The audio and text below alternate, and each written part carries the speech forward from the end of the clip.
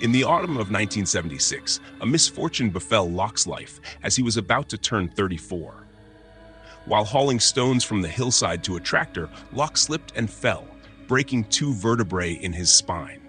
Since then, Locke had been bedridden, living as an invalid. Gradually, he lost his ability to speak, resembling a 2-year-old learning to talk.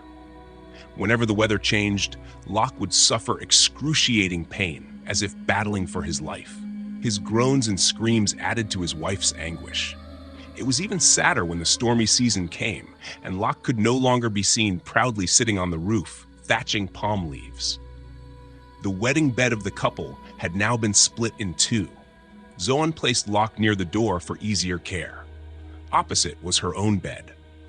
All living expenses for both were covered by the meager income Zoan earned from her daily sewing work. After a while, Zoan began to feel disheartened every time she saw her husband. In contrast, her business at the shop was thriving, attracting many greedy and lecherous men who frequently visited her. Perhaps because of this, the loneliness inside her started to stir. A longing to be physically fulfilled by a man began to awaken. Could that be why Zoan took notice of Bach, the young man with dark skin who often came to her house for clothing repairs? Although they already had feelings for each other when Locke was still home, they began to see each other more frequently now. They would even openly display affection in broad daylight on crowded streets. Bach often spent the night at Zoan's house, leaving early in the morning, and yesterday was no different. As he got dressed, Zoan slightly shifted, leaned back against the bedhead, pulled the blanket up to cover her chest, and said, "Are you leaving already? Why not stay with me a little longer? It's not dawn yet."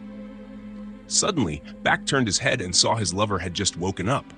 Bach replied, "Yes, I'm leaving. I'll come back tomorrow. Just lie down and rest." As he finished speaking, he returned to the bed and gave Zoan a kiss without sweetness as an appetizer. In the dawn light, Zoan watched him quickly disappear down the main path. The creaking sound of the wind knocking on the door startled Zoan, making her glance at Locke. The tears she shed after their intimate moments didn't hurt as much as the heart of the one who remained alive. Why wasn't Zoan happy?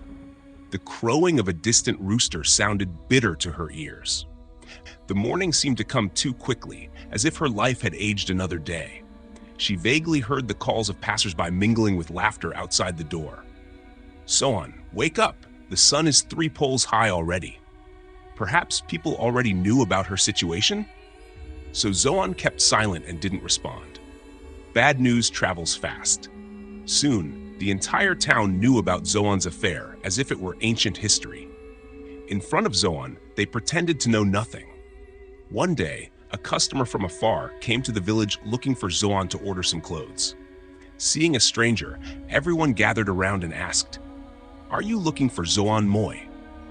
A woman among the harvesters smirked and then turned to the others, shouting, "Which one of you is Zoan Moy? Raise your hand." 3 or 4 women simultaneously raised their hands, claiming to be the one, finding it too funny to hold back their laughter. Me too. I am your Zoan, my dear. Hee hee." The young woman, about 26 or 27 years old, laughed heartily. After she finished speaking, the group burst into laughter, making the customer feel embarrassed. Another woman in the group, fanning herself with a conical hat, joined the lively conversation. "Are you looking for Miss Zoan at Vinlock's tailoring shop?" Before the customer could decide what to do, he heard the question and eagerly replied, "Yes, that's right." Then just follow this dirt road to the 3-way intersection, turn left, and it's a few dozen meters ahead. The customer thanked the person who gave him directions and quickly walked away as the group broke up from their break. It's uncertain if the stranger asked anything about Zoan later, but at that time, he probably thought it was just a bit of fun among the locals. Near the end of winter, the weather started to get chilly. The rain kept falling. Because of this, Zoan was reluctant to open her shop early. The customers at the tailoring shop gradually became sparse. Zoan began to have more time to miss her lover. Who could understand Zoan's restless and anxious heart? Watching the rain became boring, and the evening seemed to come faster. Zoan took her phone and called Bach, but received no response. Frustrated, she scolded. Where has he floated off to now? When I don't need him, he's around, but when I need him, he disappears. Just as she finished speaking, Bach walked in, wearing a raincoat, and shouted, "Who has upset you now?" Zoan was secretly glad to see him, but still acted annoyed and turned away. "No one. I thought you had forgotten about me already." Knowing that Zoan was still angry, Bach took off his raincoat and gently approached her, pressing his chest against her back and wrapping his arms around her waist. He laughed and explained, "Come on, don't be mad at me anymore, okay? I was late because I had to take a detour, which made you wait so long." When Zoan was no longer angry, she turned around and looked up at him. But as passion surged, Bach bit his lover's lip until the rain poured down, and he carried Zoan into the room, kicking the door shut as a formality. If there were only two shadows on the wall, the third person was fast asleep. Who else could it be but Locke? Tonight, the storm outside seemed to echo the turmoil within, making everything feel even more oppressive. Lying immobile on the bed, Locke shifted again. Each movement brought pain. Tears flowed down his sunken cheeks, soaking into the pillow. Locke's hands clawed at the mat, making scratching sounds mixed with the grinding of his teeth, followed by silence as blood trickled from his mouth onto his chin. His eyes widened, revealing the whites. Ending his life like this? Was it because he could no longer endure the humiliation? Outside, the rain continued to fall miserably. Suddenly, a raven flew by, cawing a few times in front of Zoan's house, making the atmosphere even more stifling. At 10 o'clock at night, the rural road was deserted, and no one came to ask Zoan for tailoring anymore. The wind howled, slamming the windows against the cement walls, accompanied by flickering lightning. Then, she noticed an owl perched on the rafter, glaring down. Rain had soaked the bed where Zoan and Bach were passionately entwined. She began to feel cold and clung to Bach, gently stroking his hair before suddenly screaming and pushing him off the bed. The surprise made him fall hard. In that moment, Zoan had seen Locke's pale face glaring at her, terrifying her into pushing Bach away. When he clumsily got up, Zoan stole a glance at him. Before she could calm down, Bach moved closer to where she lay. But Zoan raised her hand to stop him. "Don't come any closer." "Oh no, no." Bach, taken aback, didn't dare step closer and asked in surprise, "What's wrong? You've never been this scared when you see me." In the dim light of the oil lamp, Zoan looked over at her husband before regaining her composure. She huddled in a corner of the bed, her face pensive. Terrified, she screamed and fainted. Bach, confused and concerned, couldn't understand why his lover was acting so strangely tonight. Perhaps Zoan had seen Locke smiling at her instead of Bach. Feeling a sudden rush of fear, he began to worry, not knowing what was happening. He gently laid Zoan down to rest on the bed. Then, he grabbed his clothes draped over the bedpost and started to dress. Suddenly, he felt as if someone had been watching him the whole time. Ignoring it, he continued buttoning his shirt. As he fastened the third button, he noticed a dark shadow looming on the wall behind him.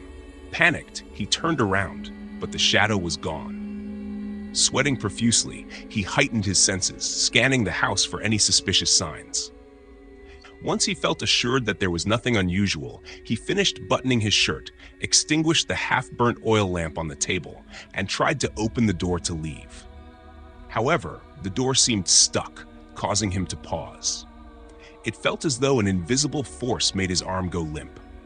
The more strength he used, the tighter the door seemed to be locked. Terrified, he quickly let go, and a whispering voice sounded in his ear. "Why are you leaving so soon?" "Give my wife back to me! Give my wife back to me!" And a ghostly hand tightly gripped Bach's hand on the door latch. He exerted all his strength, even using his foot to push hard, causing the door to finally burst open, as if a gentle breeze had caused the door to sway. Slipping, he fell headlong onto the floor. What terrified him even more was seeing Locke standing right outside the door, drenched from head to toe in rainwater. Panic-stricken, Bak scrambled to his feet, stumbling backward, waving his hands frantically and pleading, "Please forgive me. Please, forgive me. She seduced me first. Give me back my life. Give me back my life." The sound echoed in the eerie silence. The shadow continued to stare at Bak intently, ready to pounce at any moment. In the silent space, a gentle breeze whispered through the door, sending chills down his spine.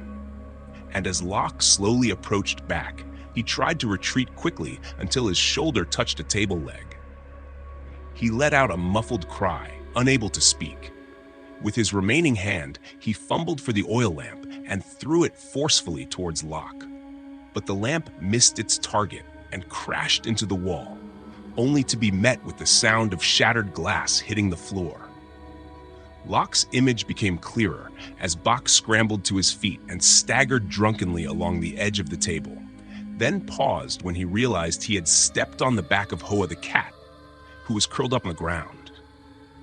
The cat writhed, clawing at Bak's leg and letting out a few cries before disappearing into the darkness. Stumbling, Bak fell onto the lifeless body, now cold of Locke since dusk.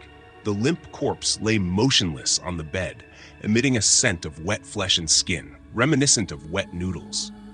Locke's bony arm shot up to embrace Bak's back. Unconcerned, Bak felt his lips go numb, unaware that he had kissed Locke's stubbly beard at some point. When he looked up, he was truly terrified to see Locke's eyes staring back at him. He screamed and pushed the wet corpse away, staggering to his feet and heading towards the main door, only to stumble and hit his head against the wall. For a moment, from afar, the distant echo of a dog howling and a loud bang like thunder could be heard. Eventually, the space returned to its usual tranquility, with the wind beginning to rustle through the bamboo. It would have been a sweet night for Zoan if such an incident had not occurred in the house. As for Bak, he likely took his love and horror down to the grave as he submerged himself in the abandoned well in the garden. End.